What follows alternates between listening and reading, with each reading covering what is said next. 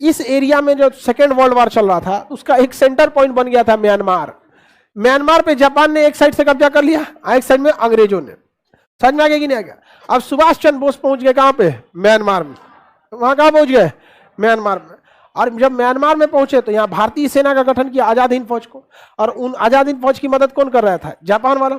और इधर अंग्रेजी सेना में तो भारत वाला ही था। अंग्रेजी सेना में भारत वाला को उस समय अंग्रेजी सेना में जबरदस्ती अंग्रेजों ने शामिल कर लिया पैसा देके। यहाँ भारतीय सेना वाला जब आमने सामने मुकाबला हुआ तो भारतीयों ने कहा कि भाई तुम हमारे ऊपर गोली क्यों चला रहे हो? और ऊपर एक दो गरियाने भी लगा सब, जो पड़ोसी का औलाद होगा जो अंग्रेजों का साथ देगा। हम तो थे नहीं उस समय ना तो हम तो गरिया उनको डिमोरलाइज करा देते, कहते थे 4 गो पड़ोसी का औलाद होगा जो अंग्रेजों का साथ देगा। नहीं समझ आ गया? कभी कभी हथियार से ज्यादा ना मतलब जुबान भी काम कर देता है। समझ में आ गया कि नहीं आ गया? उसके फैमिली वाले का जीना मुश्किल कर देता है। तब रे ते अपने बापे का है कि अंग्रेजवा का है? नहीं समझ आ गया? ओके, कोच के उसको डिमोरलाइज कर देता है। आदमी कहता है अंग्रेज ले बंदूक अपन, हम निकल तो नौकरी छोड़ के आजाद हिंद फौज ज्वाइन करेंगे। किसका? सुभाष चंद्र बोस है कि नहीं यहाँ पे? इनको कहो भाई असली शेर ये है सुभाष चंद्र बोस के साथ जो आजाद हिंद फौज के लड़ रहे हैं। ये अंग्रेजों का ये सब है, सब ये सब क्या लड़ेगा सब हम लोग से? तो यहां से सुभाष चंद्र बोस अपनी सेना लेके किधर बढ़े? Myanmar side. म्यांमार से बढ़े और इम्फाल में उन्होंने पूरी तरह से क्या कर लिया था? कब्जा कर लिया था। और यहीं पे पूरी रणनीति बनाए थे। अंग्रेज इसमें इतना मारे गए थे सब कि कोहिमा को द्वितीय विश्व युद्ध का कब्रिस्तान कहा जाने लगा। इधर से जापानी मार रहा था सब, इधर से सुभाष चंद्र बोस मार रहे थे। और कहां तक पहुंच गए थे? इम्फाल तक। और ये कहां डटा था सब? कोहिमा तक। अब कोहिमा डटा था, इधर से मार के इतना मरे लोग वहां पर, इतना कि अंग्रेज इसको कब्रिस्तान कहा जाने लगा। बाद में जापान के ऊपर परमाणु बम पटक दिया अमेरिका। जापान का हम खुदे पगला गए, तो सुभाष चंद्र बोस आपकी मदद कहां से करेंगे? तब तक उनका विमान भी क्या हो गया? दुर्घटनाग्रस्त हो गया। समझ में आ गया कि नहीं? ऐसे कहानी वगैरह में देखिएगा तो ऐसा लगेगा ना कि भीमराव अंबेडकर, सुभाष चंद्र बोस और महात्मा गांधी में नहीं जमता था। ऐसा नहीं है, जमता था। समझ में आ गया? जैसे अभी के समय कैसे है, मैथ का टीचर, इंग्लिश का टीचर, जीएस का टीचर, सबके फील्ड अलग अलग है, सबके तरीके अलग है। वही एक आदमी गरम दल, एक आदमी नरम दल, एक सामाजिक सुधारक, सबका बैच अलग अलग था ना। ऐसा नहीं था कि दुश्मनी था उन लोग, ऐसा कहीं नहीं था। लेकिन बवाल कर देता है ऐसा दुश्मनी पे। ऐसा हो गया कि उनकी मतलब जो पोती थी उनको आके सफाई देना पड़ा कि मतलब सुभाष चंद्र बोस ऐसे नहीं थे। राजनीति में ससुरा मुर्दा गौरव उठा ले आता है सब। तो ये देखिए ना, सुभाष चंद्र बोस की फौज किस राज्य से एंट्री मारी थी? हाँ, किधर से? मणिपुर से। मणिपुर की राजधानी कहां से? जब इम्फाल पहुंच गए लोग तो इन लोग का हिम्मत बढ़ गया। आजाद हिंद फौज का हिम्मत क्या हो गया? बढ़ गया। यहां से कह लो अब तो रुकबे नहीं करेंगे, अब सीधे कहां चलना है? दिल्ली। तो आजाद हिंद फौज का नारा क्या था? दिल्ली चलो। कहां चलो? दिल्ली।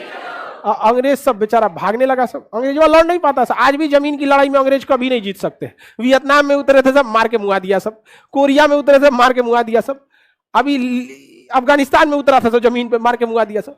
ये जो गोरका अंग्रेज है सब, ये केवल हवाई लड़ाई लड़ सकता है क्योंकि इनके पास टेक्नोलॉजी है, कलेजा नहीं है। तो यहाँ भारत से लड़ो, यहाँ पे प्यास लगेगा तो बिस्लरी का पानी खोजेगा सब अंग्रेज वाला। भारत वाला कहियो हटा नदी पोखरा कुछ ले पानी पी ले, मार ससुरा के यहाँ पर।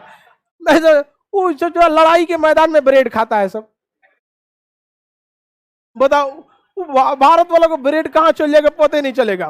किसी को नाश्ता करा दो ब्रेड तो मने मन करिए आएगा। दूध सोचा तूने बच्चा समझ लो हमरा। कौन सी खिला दिया आप? पेट भरेगा जी ब्रेड में।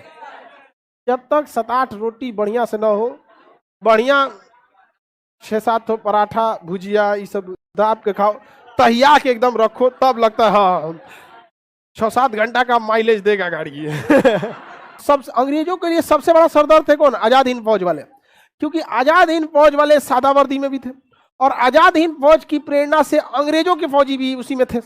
अब कोई अंग्रेज का सिपाही चल रहा है अफसर और उसके पीछे भारत के सैनिक है गार्ड बन के, उसके मन में डर है, ससुराई भारत वाला है, अब आजाद हिंद फौज वाला गरियाएगा इसको तो हमरे मार देगा। आप अंग्रेजों को क्या जल्दी थी भागने की? वो प्रथम विश्व युद्ध जीत, द्वितीय विश्व युद्ध जीत चुके थे। महात्मा गांधी जेल में थे, सुभाष चंद्र बोस की मृत्यु हो चुकी थी। समझ में क्या? जिन्ना उघारे नाच रहा था पाकिस्तान के लिए। समझ में? ऐसी क्या जल्दी थी अंग्रेजों की कि भाग के गया सब। आजाद हिंद फौज खोज खोज के मार रहा था तो कहा रे चोट्टा कहीं का। डबल गुस्सा की, एक हमें गुलाम रखा, दूसरा गुस्सा की उनके कमांडर सुभाष चंद्र बोस की विमान दुर्घटना में आकस्मिक मृत्यु हो गई। इतना मार मारा कि खुद संसद में बोले थे वहां के प्रधानमंत्री क्लीमेंट एटली कि हम 1948 में भारत को आजाद कर देंगे। क्या जल्दी पड़ गया कि 47 नहीं बीत पाया, आपसे आधे में भाग गए।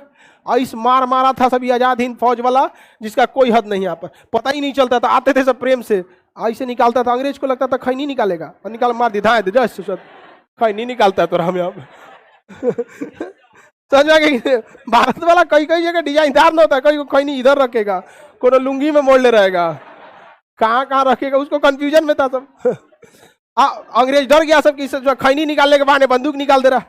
उसमें कोई अंग्रेज नरम दल वाला गया, उस सही में खैनी निकाला तो भाग गया। ओ माय गॉड, तू कह रहे बकलोल का आजाद गुलाम बनाएगा रे, हमरा खैनी से डर गया तू, चुनौती ले तोरो लगा दे, ले तू बेचारों का भागेगा तो इज्जत जाएगा, नहीं भागेगा तो जान जाएगा।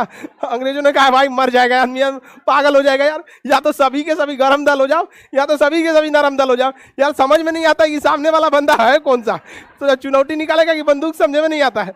पागल हो गया सब अंग्रेज। एक तो यहाँ की भाषा नहीं समझ में आती थी उन सबको।